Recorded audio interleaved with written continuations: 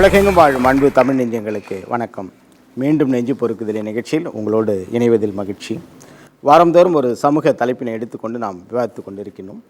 இன்றைக்கு கூட சர்வதேச முதலீட்டாளர்கள் மாநாடு தமிழகத்தினுடைய தொழில் வளர்ச்சிக்காகவா அல்லது பெயரளவுக்கு நடத்தப்பட்டதா என்பதை குறித்து நாம் விவாதிக்க இருக்கின்றோம். சர்வதேச அந்த தொழிலாளர்களுடைய அந்த முதலீட்டு மாநாடு 2.42 லட்சம் கோடி முதலீடை 98 புரிந்துணர்வு ஒப்பந்தங்கள் மூலமாக பெற்றிருக்கிறது என்று சொல்கிறார்கள்.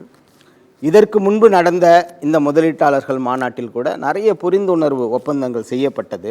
ஆனால் எவ்வளவு முதலீடு அந்த ஒப்பந்தத்தில் இருந்து வந்தது என்று நாம் முழுமையாக பார்க்க வேண்டும். அதே போன்று முதல்வர் தன்னுடைய உரையிலே கூறுகின்ற போது இது மின் பற்றாக்குறை மாநிலமாக இருந்து மின் மிகை மாநிலமாக ஆகியிருக்கிறது, தமிழ்நாடு உகந்த இடமாக இருக்கிறது என்று. ஆனால் அதே சமயத்தில் இதை ஆமோதிக்கிறவர்கள் எல்லோரும் இது தேர்தலுக்காக நடத்தப்பட்ட ஒரு நாடகம் என்று சொல்லியிருக்கிறார்கள். மேலும் என்ன சொல்கிறார்கள் என்று சொன்னால், இது நடத்தப்பட வேண்டிய காலம் தள்ளிக்கொண்டே போயிருக்கிறது, இது சரியான காலம் அல்ல, உலக அளவிலே பொருளாதாரத்தினுடைய வளர்ச்சி குறைந்து இருக்கக்கூடிய காலகட்டத்திலே இது நடத்துவது சரியல்ல. அதே போன்று இவர்கள் சொன்ன தேதியிலே நடத்தாமல் தள்ளிக்கொண்டே போனார்கள். இதற்கு முன்பு கூட நடத்தினார்கள். இந்த வசதியெல்லாம் பெற்றுக்கொண்டு வேறு மாநிலத்திற்கு இந்த தொழில் சங்கங்கள் எல்லாமே போய்விட்டது என்று சொல்கிறார்கள். மக்கள் இதை பற்றி என்ன நினைக்கிறார்கள் என்பதற்காக தான் இந்த நிகழ்ச்சியை நாங்கள் நடத்துகிறோம். ஆகவே இது தொழில் வளர்ச்சிக்காக நடத்தப்பட்டதா இல்லை பெயரளவுக்கு நடத்தப்பட்டதா என்பதை குறித்து நாம் விவாதிக்க இருக்கின்றோம். நம்முடைய நிகழ்ச்சிக்கு வந்திருக்கக்கூடிய சிறப்பு விருந்தினர்களை நான் உங்களுக்கு அறிமுகம் செய்து வைக்கின்றேன். திராவிட முன்னேற்ற கழகத்தினுடைய மாநில சட்டத்துறை இணைச் செயலாளர் வழக்கறிஞர் கண்ணதாசன் அவர்கள் நம்முடைய வந்திருக்கின்றார். பொருளாதார ஆலோசகர் திரு அருண்குமார் தவே அவர்கள் நம்முடைய நிகழ்ச்சிக்கு விவாதத்திற்காக வந்திருக்கின்றார். தமிழ்நாடு இன்வெஸ்டர் அசோசியேஷனுடைய ஆர் சுபாஷ் அவர்கள் நம்முடைய வந்திருக்கின்றார். பாரதிதாசன் பல்கலைக்கழகத்தினுடைய பொருளியல் துறை பேராசிரியர் திரு அருள் செல்லகுமார் அவர்கள் நம்முடைய வந்திருக்கின்றார். பச்சையப்பன் கல்லூரியினுடைய வணிகவியல் துறையினுடைய இணை பேராசிரியர் திரு ராஜேந்திரன் அவர்கள் நம்முடைய இருக்கின்றார்.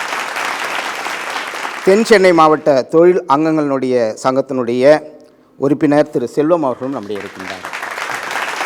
இந்த முதலீட்டாளர்கள் மாநாடு தமிழகத்திற்கு வளர்ச்சியினுடைய பாதையில் செல்லக்கூடிய ஒரு பொருளாதாரத்தினை வகுக்கக்கூடிய ஒரு மாநாடாக இருந்ததா அல்லது இது வெறும் பெயரளவுக்கு நடத்தப்பட்டதா என்பதை குறித்தெல்லாம் ஒரு ஆவணப்படம் இருக்கிறது. அந்த ஆவணப்படத்தை பார்த்துவிட்டு நம்ம விவாதத்தை தொடரலாம். சென்னையில் நடந்த சர்வதேச முதலீட்டாளர்கள் மாநாடு 2016 வரப்போகிற தேர்தலை மனதில் வைத்து மக்களிடம் நடத்தப்பட்ட நாடகம் என்பதை அடுத்தடுத்து அது பற்றிய செய்திகள் எதுவும் பெரிய அளவில் பேசப்படாமல் இருப்பதிலிருந்தே உறுதியாகி இருக்கிறது என்று சொல்லப்படுகிறது. பேரளவில் தேர்தல் விளம்பரமாகி போன இந்த முதலீட்டாளர் மாநாடு எந்த நல்ல விளைவுகளையும் தரப்போவதில்லை என்பதையும் 4 வருடம் தூங்கிவிட்டு தூக்கம் கலைந்து திடீரென விழித்தெழுந்து மாநாட்டை கூட்டி முதலீடுகளை குவிக்கப் போவதாக அறிவித்திருப்பதையும் ஒரு நாடகம் என்றே திமுக தலைவர் டாக்டர் கலைஞர் அவர்கள் கூறியிருக்கிறார். முதலீட்டாளர்கள் மாநாட்டில் ஒப்பந்தம் போடப்பட்டு முதலீடுகள் வருவதற்கு இன்னும் பல படிக்கற்கள் உள்ளன என்றும் அதற்கு முன்பாக இத்தனை லட்சம் கோடி முதலீடு ஈர்க்கப்பட்டுள்ளது என்று வெளியே சொல்வது முதிர்ச்சியில்லாத்தனம் என்கின்றனர் பொருளாதார வல்லுநர்கள். இப்படிப்பட்ட கணிப்பு இந்த மாநாடு வளர்ச்சிக்கானதா அல்லது பெயரளவுக்கு நடத்தப்பட்டதா என்பதை மக்களே புரிந்து கொள்ள பொருளாதார வல்லுநர்களின் கூற்று வழி செய்வதாகவே இருக்கிறது. முதலீடுகள் தமிழகத்தை வளப்படுத்துவதாக இருந்தால் தமிழக மக்கள் வரவேற்பு கொடுக்க தயங்க மாட்டார்கள். அதுவே ஏமாற்றத்தை அளிப்பதாக இருந்தால் அதற்கான விலையை கொடுக்கவும் தயங்க மாட்டார்கள். 2.42 லட்சம் கோடி முதலீடு என்பது சாதாரணமானதல்ல. ஆனால் அது வரும், வராது என்ற கதையாகிவிடக் கூடாது என்பதுதான் தமிழக மக்களின் எதிர்பார்ப்பு. உண்மையிலே இந்த மாநாடு தொழிலினுடைய வளர்ச்சிக்காக நடத்தப்பட்டது என்று நினைக்கிறீர்களா இல்லை பெயரளவுக்கு நடத்தப்பட்டது என்று நினைக்கிறீங்களா? தமிழகத்தில் கடந்த 4 ஆண்டுகளாக எந்த ஒரு கட்டமைப்பு வசதிகளும் மேம்படுத்தாத சூழ்நிலையில் இந்த முதலீட்டாளர்கள் மாநாடு என்பது வெறும் கண்துடைப்பு நாடகமாகவே தோன்றுகிறது. முன்னேற்ற பாதையில் தமிழகத்தை கொண்டு போகிறதுன்னு நினச்சிருந்தா இது முதல்ல அவங்க கடந்த முதலாண்டுலேயோ இல்லை 2வது ஆண்டுலேயோ இந்த மாநாட்டை நடத்தியிருக்கலாம். பொருளாதார மேம்பாடு அடையிறதுக்கு பல முதலீட்டாளர்களை கூட்டி அதுக்கான இன்வெஸ்ட்மெண்ட்டை பெற்றிருக்கலாம். அதை விட்டுட்டு தேர்தல் வரக்கூடிய அந்த கடந்த இன்னும் ஒரு 6 மாத காலத்துக்கு வரும்போது இருக்க சூழ்நிலையில் இந்தமாரி ஒரு மாநாடு நடத்துறது ஒரு கண்துடைப்பாக தான் எங்களுக்கு தோணுது. இந்த மாநாட்டில் வந்து எந்த ஒரு வளர்ச்சியும் இதில் இல்லை. இன்னும் இது வந்து வேலைவாய்ப்பு தரக்கூடிய மாநாடு அப்படின்னு சொல்லி பேரளவுக்கு தான் சொல்கிறாங்களே தவிர்த்து இதனால் வந்து இளைஞர்களுக்கு வேலைவாய்ப்பு கிடைக்குதோ இல்லையோ குழந்தைங்களுக்கு நிறைய வேலைவாய்ப்பு கிடச்சிடுது. அதனால சைல்ட் லேபர் தான் இன்க்ரீஸ் ஆகுதே தவிர்த்து வேலைவாய்ப்பு வந்து கரெக்டாக யாருக்கு கிடைக்கணுமோ அவங்களுக்கு கிடைக்கல. ஸோ இளைஞர்களுக்கு இது வேலைவாய்ப்பை தராது அப்படின்னு சொல்கிறீங்க. அதனால பேரளவுக்கு தான் நடந்திருக்கு. இது வேலைவாய்ப்பை தராது என்று ஒரு குற்றச்சாட்டு வைக்கிறார்கள். உங்களை பொறுத்த வரைக்கும் நீங்கள் எப்படி பார்க்குறீங்க? சர்வதேச முதலீட்டாளர்கள் மாநாட்டில் வந்துட்டு நிறைய அனௌன்ஸ்மெண்ட்ஸ் எல்லாமே கொடுத்துருக்காங்க. அதில் வந்துட்டு அவங்க கொட்டேஷன்ஸும் கொடுத்துருக்காங்கண்ணா. வெறுமை 2.42 லேக்ஸ் அண்ட் க்ரோஸ் இன்வெஸ்ட் பண்ணுறோன்னு மட்டும் சொல்லலை.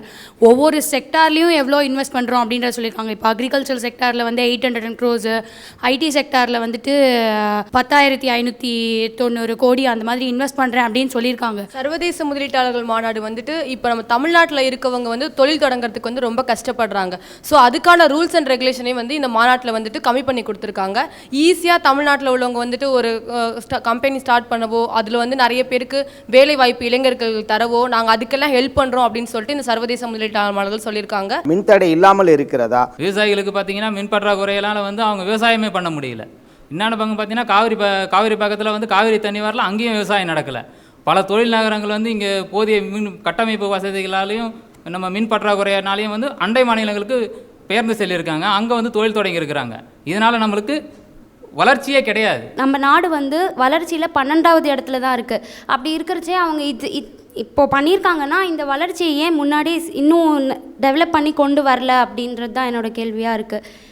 ஆட்சிக்காக பண்ண மாதிரியான ஒரு கண் தொடப்பு தான் இதில் தெரியறது. ஸோ இது வந்து தேர்தலுக்கான ஒரு ஒரு ஒரு ஒரு நாடகம் மாதிரியே தான் நீங்கள் பார்க்குறீங்க. அதாவது நாங்கள் வந்து இவ்வளோ முதலீட்டை கொண்டு வந்து விட்டோம், இந்தந்த துறையில் நாங்கள் கொண்டு வந்திருக்கின்றோம் அப்படின்னு சொல்லி ஓட்டு வாங்குவதற்காக இதை அவர்கள் பயன்படுத்துகிறார்கள் அப்படின்னு தான் அவங்களுடைய இதுவாக இருக்குது. அதாவது இன்னொரு விஷயத்தை கடைசியாக சொல்லும்போது சொன்னார்கள், முன்பு வந்து தொழில் தொடங்குவது வந்து ரொம்ப கடினமாக இருந்தது, நிறைய இடத்துல போய் அனுமதி வாங்க வேண்டும், ஒற்றைச்சாளர் முறை முன்னாடியே இருக்கிறது, ஒரு இடத்துல எல்லாமே பண்ணலான்ட்டு. ஆனால் இப்பொழுது 30 நாட்களுக்குள்ளாக அனுமதி அளிக்க என்று இந்த மாநாட்டில் வந்து அவங்க தீர்மானம் நிறைவேற்றி இருக்கின்றார்கள். அப்போ இந்த 30 நாட்களுக்குள்ள சொல்லக்கூடிய அளவுக்கு இவ்வளவு எளிதாக படுத்தியிருக்கின்ற போது இந்த மாநாட்டினுடைய ஒரு வெற்றியாகத்தான் அவர்கள் பார்க்கிறார்கள் என்று சொல்கிறார்கள். உண்மையாகவே ஒரு 30 நாட்களுக்குள்ள எல்லா அனுமதியும் வாங்கிவிட முடியுமா? இது நடைமுறையில் சாத்தியம் இருக்கிறதா? 30 நாட்களுக்குள்ள எந்த ஒரு அனுமதியும் வாங்கி அவங்க தொழில் தொடங்குறதுக்கான வாய்ப்பே இல்லைன்னு தான் எனக்கு தோணுது. ஏற்கனவே இருக்கிற பல சிறு தொழிலாளர்கள்லாம் தங்களுடைய தொழிலை நஷ்டம் அடைந்து அவங்களுடைய தொழிலை மூடக்கூடிய சூழ்நிலையில் இந்த புதிய தொழில் முதலீட்டு மாநாடு தேவையில்லைன்னு தான் எனக்கு தோற்றிட்டு இருக்கு. அவங்களுக்கு போதிய கட்டமைப்பு வசதிகளையும் அவங்களுக்கு தேவையான வசதிகளையும் மின் பற்றாக்குறையெல்லாம் சரி செய்து கொடுத்தாலே நம்ம நாடு நல்லா இருந்திருக்கும். இப்போ புது தொழில் தொடங்க வேண்டிய அவசியமும் கிடையாது. இப்போது சிறு தொழிலில் வந்து அவங்க இன்வெஸ்ட் பண்ணியிருக்காங்க. அந்த இன்வெஸ்ட்மெண்ட்டுக்கு ஏற்ற மாதிரி தானே வந்துட்டு நம்மளுக்கு இந்த மாதிரியான எக்ஸாம்பிள்ஸ்லாம் தெரியுது. இப்போ 2-3 பேர் ஸ்டார்ட் பண்ண இதை பார்க்கும்போதெல்லாம் ஓகே, சிறு தொழிலில் இன்வெஸ்ட் பண்ணதுக்கு இன்னும் நிறைய சிறு தொழிலாளர்கள் வந்துட்டு உருவாகலாம் இனிமே வர தமிழகத்தில் அப்படின்னு. இப்போ பார்த்தீங்கன்னா தமிழ்நாடு வந்து தொழில் தொடங்குவதற்கு இல்லை முதலீடு செய்வதற்கு ஒரு உகந்த மாநிலமாக இருக்கிறது அப்படின்னு சொல்லியிருக்காங்க. ஆனால் உண்மையாகவே இங்கே இருக்கக்கூடிய தொழிற்சாலைகள் நான் ஆரம்பத்தில் சொன்னது போலவே எல்லாமே வந்து வெளி மாநிலங்களுக்கு போகிறது. அவங்களுடைய மிகப்பெரிய குற்றச்சாட்டு என்ன வைக்கிறார்கள் என்று சொன்னால், மற்ற மாநிலத்தில் இருக்கக்கூடிய முதல்வர்கள் மற்ற எல்லா மாநிலத்துக்கும் போயிட்டு எங்கள் இடத்துக்கு தொழில் செய்ய வாங்க அப்படின்னு சொல்லக்கூடிய நிலையில் இருக்கின்ற போது இங்கே முதல்வரை சந்திப்பதே வந்து கடினமாக இருக்கிறது என்று ஒரு குற்றச்சாட்டு வைத்திருக்கிறார்கள். ஆனால் இப்போ இது தொழில் செய்வதற்கு முதலீடு செய்வதற்கு உகந்த மாநிலமாக இருக்கிறது என்று சொல்கிறார்கள். ஆனால் இங்கே இருக்கக்கூடிய நிறுவனங்கள்லாம் வெளி இடத்துல போகின்ற போது அதை நீங்கள் எப்படி பார்க்குறீங்க? இல்லை, ஒருத்தர் 2 போனதை வச்சு நம்ம சொல்ல முடியாது. இந்த ரிசல்ட் இதுமாரி தான் பார்க்க முடியும். இப்போமே தான் இந்த மாதிரி ஆரம்பிச்சிருக்காங்க. ஒரு பெரிய ஒரு க்ரியேட் பண்ணிருக்காங்க, ஒரு 5000 பேர் கூப்பிட்டு க்ரியேட் பண்ணியிருக்காங்க. இதோட ரிசல்ட் போக தான் தெரியும். கம்பெனிஸ் எதுக்கு தமிழ்நாடு வராங்கன்னா, பிகாஸ் அவங்க வந்து 8 hours ஒர்க் பண்ணுவாங்க. ஒரு நாளைக்கு 8 hours வந்து கண்டிப்பாக ஒர்க் பண்ணுவாங்க. இப்போது கவர்மெண்ட் ஹாலிடேஸில் கூட அவங்க they are ready to work. அவங்க வந்து ஒர்க் பண்ணதுக்கு ரெடியாக இருக்காங்க. பிகாஸ் எக்ஸ்ட்ரா பே பண்ணால் அவங்க இன்னும் ஒர்க் பண்ண ரெடியாக இருக்காங்க. ஸோ அதனால் ஃபாரின் கம்பெனிஸ்லாம் வந்து தமிழ்நாடுக்கு வராங்க. அவங்க சொன்ன கருத்துக்கு என்ன மாற்று கருத்து பார்க்குறீங்க? இன்னும் ஒரு பர்த் சர்டிஃபிகேட்டுக்குலாம் நம்ம எவ்வளோ அலையிறோன்றது நமக்கு தான் தெரியும். வெளியே போய் வாங்கி பார்த்தா தான் தெரியும். ஒரு சிறு தொழில் செய்யணும்னா அதுக்கு எவ்வளோ அத்தாரிட்டி வேணும், இந்த இடத்துக்கு லொக்கேஷனுக்கு எல்லாத்துக்குமே தேவைப்படும். அது நமக்கு 30 நாள் டைமுக்குள்ளெல்லாம் கிடைக்கவே கிடைக்காது. ஒரு இதுக்குமே நம்ம எல்லாருக்கும் ஒரு சர்டிஃபிகேட் வாங்குறதுக்கே 30 நாள் மினிமம் நம்ம வெயிட் பண்ணி தான் வாங்குவோம். அது எப்படி 30 நாளுக்குள்ளே எல்லா சர்டிஃபிகேட்டும் வந்துடும்? நம்ம எப்படி வேலையை ஆரம்பிக்க முடியும்?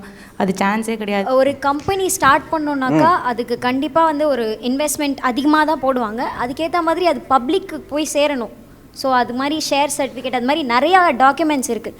அது வந்து கூடிய சீக்கிரத்தில் கிடைக்கிறது இல்லை. ஒரு கம்பெனி ஸ்டார்ட் பண்ணோன்னா அதுக்கு ஒரு 10-20 டாக்குமெண்ட்ஸ்க்கு மேலே தேவைப்படும்.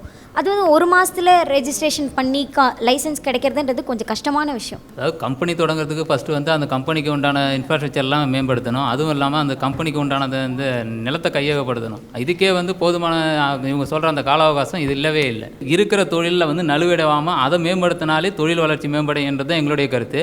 அதுவும் இல்லாமல் பார்த்திங்கன்னா அப்படி தொழில் ஆரம்பிக்கிறாங்கன்னா எல்லாமே வளமான பகுதியை நோக்கி தான் வந்துட்டு இருக்காங்க. இன்ஃப்ராஸ்ட்ரக்சர் எங்கே மேம்பட்டு இருக்கோ அங்கே தான் வந்து தொழில் தொடங்குறாங்க. எங்கே வந்து இந்த இப்போ வறட்சியான பகுதியிலேயோ இல்லை ஒரு வளர்ச்சி இல்லாத பகுதியில் போய் ஒரு தொழில் தொடங்குறதுக்கு யாரும் முன் வர்றதே கிடையாது. அந்த இடத்துல தொழில் தொடங்கினா தான் அங்கே இருக்கிற மக்களுக்கு வேலை வாய்ப்பு கிடைக்கும், அதன் மூலம் வந்து இன்கம் கிடைக்கும். ஆனால் எல்லாருமே வந்து ஒரு வளர்ந்த நகரங்களை நோக்கி தான் வந்து இந்த தொழில் தொடங்குறதுக்கு எல்லாமே முன் வந்துட்டுருக்காங்க. அந்த வறட்சியான பகுதியில் இது வரைக்கும் யாரும் தொழில் தொடங்குறதுக்கு வரவே இல்லை. இல்லை, ஆனால் இந்த வறட்சியான பகுதி இப்போ தென் தமிழகத்தில் வந்து தொழில் தொடங்கப்படும் அப்படின்னு ஒரு வாக்குறுதி கொடுத்துருக்காங்க. அதை நீங்கள் எப்படி பார்க்குறீங்க? காலங்காலமாகவே அந்த வாக்குறுதி நிறைவேற்றப்படும் நினைக்கிறீங்களா? எனக்கு பொறுத்த வரைக்கும் இது சாத்தியம் இல்லாத ஒன்றாக தான் தோணுது. ஏன்னா வந்து காலங்காலமாக வந்து வறட்சியான பகுதியில் தொழில் தொடங்குறோம், வறட்சியான பகுதியில் தொழில் தொடங்குறோம் எல்லாமே சொல்லிக்கிட்டு தான் இருக்காங்க. ஆனால் இது வரைக்கும் எந்த ஒரு தொழிலும் தொடங்குறதா எனக்கு தெரியல. இதே தூத்துக்குடி மாவட்டத்தில், ஒரு ராமநாதபுரம் மாவட்டத்தில் அது ஒரு வறட்சியான பகுதியாக தான் இருக்குது. அங்கே வந்து ஒரு விவசாயம் செய்கிறதுக்கு வாய்ப்பே கிடையாது. அப்படி இருக்கும்போது அங்கே வந்து தொழில் நகரம் மேம்படுத்தலாம். அங்கே ஆனால் இது வரைக்கும் மேம்படுத்தவே இல்லை. சிவநடர் சொன்னது போல் அங்கே மேம்படுத்தினா நான் அதை ஆமோதிக்கிறேன். ஆனால் அதுக்கான சாத்தியக்கூறுகள் இல்லைன்றது தான் என்னுடைய கருத்து. இது ஒரு ஏற்றளவு உள்ள அறிக்கையை மட்டும்தான் இருக்குது இது. சரி, அதாவது இந்த மாதிரி ஒரு தொழில் தொடங்குவதற்கு அடிப்படை கட்டமைப்பு வசதிகள் வந்து ரொம்ப ரொம்ப முக்கியம். தண்ணீர், மின்சாரம், சாலை வசதிகள். இப்போ தமிழகத்தில் அந்த மாதிரியான எல்லா வசதிகளும் இருக்கிறதா? உண்மையாகவே வெளிநாட்டு தொழில் முதலீட்டாளர்கள் இங்கே வருகின்ற போது இந்த அடிப்படை வசதிகள் அவர்களுக்கு திருப்திகரமாக இருக்கும் என்று நினைக்கிறேன். தமிழ்நாட்டில் இப்போ பொறுத்த வரைக்கும் போர்ட்டு, ஃப்ளைட்டு எல்லாமே பார்த்தெல்லாம் பக்கத்தில் தான் இப்போ இருக்குது. ரொம்ப டிஸ்டன்ஸ்லாம் போக வேண்டாம். எல்லாமே ஒரு 200 கிலோமீட்டர் டிஸ்டன்ஸ்லேயே வந்து இன்ஃப்ராஸ்ட்ரக்சர்லாம் டெவலப் பண்ணுற போல் தான் இருக்குது. அதனால் நமக்கு இந்த பிரச்சனையே வராது. டிரான்ஸ்போர்ட் ஃபெசிலிட்டி எந்த பிரச்சனையும் வராது. அதனால் கட்டாயம் இவங்க கொடுத்த இன்ஃப்ராஸ்ட்ரக்சர் வந்து அந்த சமயத்தில் அவங்களுக்கு கிடைக்கும். நம்ம தமிழகத்தில் இப்போ இருக்க பிரச்சனை வந்து தண்ணீர் பிரச்சனை. அதுக்காக வந்து இந்த மாநாட்டில் வந்து வாட்டர் செக்யூரிட்டி வந்து தரும் அப்படின்னு சொல்லியிருக்காங்க. இங்கே பார்த்தீங்கன்னா நீங்கள் துறைமுகத்தில் வரக்கூடிய அந்த பாலம் கூட பாதியிலே நிறுத்தப்பட்டு இருக்குது. அப்போ அடிப்படை வசதிகள் இல்லாத பொழுது இவர்கள் சொல்லுவது சாத்தியமாக இருக்கும் என்று நினைக்கிறீர்கள்? நிச்சயமாக இல்லை சார். பிகாஸ் பேசிக் டிரான்ஸ்போர்ட் வந்து ரோட் தான் வந்து ரொம்ப மெயின். அதுவே வந்து சரியில்லை நிறைய இடத்துல. இப்போ அந்த மாதிரி ஒரு பேசிக் ப்ராப்ளம்ஸ் எல்லாம் அவங்க சால்வ் பண்ணாமல் இப்போ மாநாடு லெவலில் வந்து நிறைய இன்வெஸ்ட்மெண்ட்லாம் சொல்கிறாங்க. பட் இந்த மாதிரி பேசிக் லெவல்ஸ் பண்ணாமல் அவ்வளோ பெரிய இன்வெஸ்ட்மெண்ட் பண்ணுறது வந்து எனக்கு தெரிஞ்சு வந்து அது ஜஸ்ட் ஆக்ட் தான். கடந்த 4 ஆண்டு காலத்தில் வந்து இப்போ இருக்கிற அரசு வந்து எந்த ஒரு மின்சார பற்றாக்குறையை தீர்க்கிறதுக்கு எந்த ஒரு புரிந்துணர்வு ஒப்பந்தமும் செஞ்சதே எனக்கு தகவல் இல்லை. அப்படி இருக்கும்போது இவங்க சொல்கிறாங்க தமிழகம் மின்மிகு மாநிலமாக மாறிடுச்சு, மின்மிகு மாநிலமாக மாறிடுச்சுன்னு. மின் பற்றாக்குறையை போக்குறதுக்கு எந்த ஒரு நடவடிக்கையும் எடுக்காத போது எப்படி மின்மிகு மாநிலமாக மாறும்? அப்படி ஒரு சாத்தியக்கூறே கிடையாது. ஏற்கனவே வந்து பார்த்திங்கன்னா நம்ம வந்து குறைஞ்சபட்சமாக மின்சாரம் கிடைக்கிற இடத்துல வாங்காத அதிக இடத்துல மின்சாரம் வாங்கி அதனால நிறைய ஊழல் நடந்திருக்கிறதா வேறு அதில் குற்றச்சாட்டு இருக்குது. இதற்கு இல்லாமல் நம்ம அந்த துறைமுகத்துடைய பறக்கும் சாலை வந்து கடந்த 3-4 ஆண்டுகளாக வந்து கிடப்பில் போட்டப்பட்டிருக்கிறது. கடந்த திமுக ஆட்சியில் கொண்டு வரப்பட்டது இது வந்து இது வரைக்கும் அவங்க செயல்படுத்தவே இல்லை. அந்த இதெல்லாம் ஃபஸ்ட்டு அந்த கட்டமைப்பு வளர்ச்சியில் சரிப்படுத்தினாலே மின்மிகு வளர்ச்சி அடைந்த மாநிலமாக மாறும். அதை விட்டுட்டு இவங்க முதலீட்டாளர்கள் மாநாடு நடத்துறது எனக்கு ஒரு கண்துடைப்பாக தான் தோணுது. இது வரைக்கும் முன்னாடி சொன்னாங்க இந்த வசதியெல்லாம் செஞ்சுட்டு அதுக்கப்புறம் தான் இந்த மாநாடு ஆரம்பித்து அதுக்கப்புறம் தான் எல்லாமே பண்ண போகிறோம். இப்போ சொல்கிறாங்க இந்த வசதியெல்லாம் இனிமே தான் நடக்கும். அப்போது எதுக்காக தான் இந்த இன்வெஸ்ட்மெண்ட், ஃபாரின் இன்வெஸ்ட்மெண்ட்டுன்றதே ஒன்று நடத்துகிறாங்க. இப்போ இந்த மாநாடு நடத்துனதே போலியாக தானே தெரியுது. இப்போ பஸ்ஸோட ரேட் கூட ரொம்ப அதிகமாகிடுச்சு. மதுவிலக்குன்னு சொல்லி மதுவும் விளக்காமல் பஸ் ரேட்டையும் அதிகப்படுத்திட்டாங்க. இந்த மாதிரி இருக்கிற சமயத்தில் செய்வாங்கன்னா எதாவது செஞ்சு முடிப்பாங்க, எதையுமே செய்ய மாட்டாங்க. மெட்ரோ ரயில் சொல்லிட்டு இன்னும் மெட்ரோ ரயில் போட்டுகிட்டே தான் இருக்காங்க. ஆனால் அது ஆரம்பித்து ரொம்ப நாள் ஆகுது. இப்போ அதனால் சென்ட்ரல்லாம் நிறைய டிராஃபிக் ஆகுது. முக்கியமான ஏரியாவே சென்ட்ரல் தான். அந்த பக்கமே நிறைய டிராஃபிக் ஆகுது. அதனால் எதை பண்ணுறதா இருந்தாலும் சீக்கிரமாக பண்ணி முடிக்கலாம்ல, எதுக்கு இழுத்து அடிச்சுக்கிட்டே இருக்கணும்? இது வந்து தொழில் செய்யக்கூட உகந்த மாநிலம் என்று சொல்லுகின்ற போது இங்கே இருக்கக்கூடிய தொழிற்சாலைகள் எல்லாமே வெளியே போய்கொண்டு இருக்கக்கூடிய சூழலில் இந்த மாநாட்டை நீங்கள் எப்படி பார்க்குறீங்க? அதாவது இவங்க சொல்கிறாங்க இப்போ இது வரைக்கும் வந்து புரிந்துணர்வு ஒப்பந்தம் நிறைய போட்டிருக்கிறோம். இவ்வளோ வந்து 2.42 வந்து lakhs crore வந்து எங்களுக்கு இன்வெஸ்ட்மெண்ட் கிடச்சிருக்கு அப்படின்லாம் நிறைய சொல்லிட்டு இருக்காங்க. இவங்க என்ன சொல்கிறாங்க, புரிந்துணர்வு ஒப்பந்தம் வந்து எந்த ஒரு முகாந்திரம் இல்லாமல் நாங்கள் போட முடியாது, அது வந்து அடுத்தடுத்த கட்டத்துக்கு முன்னேறும் அப்படின்னு தான் சொல்லிட்டு இருக்காங்க. அப்படின்னு பார்க்க போனால் தமிழக சட்டப்படியில் 110 விதியின் கீழே அம்மா வந்து நிறைய அறிக்கைகள் வெளியிட்டு தான் இருக்காங்க. ஆனால் இது வரைக்கும் அதை செயல்படுத்தினதாவே இல்லை. என்னுடைய இது பாயிண்ட் ஆஃப் வியூவில் வந்து இதுவும் அப்படி ஒரு வெற்று அறிக்கையோடு போகிறதா தான் எனக்கு தோணுது. இங்கே இருக்கிற அந்த தொழில்களை நசுக்கப்படாமல் அதுக்கு உண்டான கட்டமைப்பு வசதிகளையும் அதுக்கு உண்டான அந்த மின்சாரத்தையும் போதிய அளவில் ஏற்படுத்தி கொடுத்தாலே நம்ம நாடு வந்து நல்ல வளர்ச்சி பாதையை நோக்கி முன்னேற்றி கொண்டு இருக்கும். அதை விட்டுட்டு உலக சர்வதேச முதலீட்டாளர் மாநாடுன்றது தேவையில்லாத ஒன்றா தான் எனக்கு தோணுது.